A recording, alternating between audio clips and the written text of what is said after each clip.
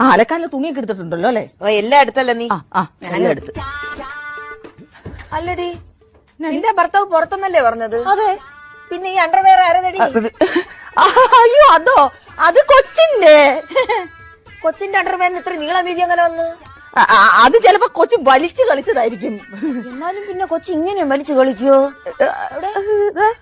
അയ്യോ, ഇത് പച്ച അണ്ടർവെയർ.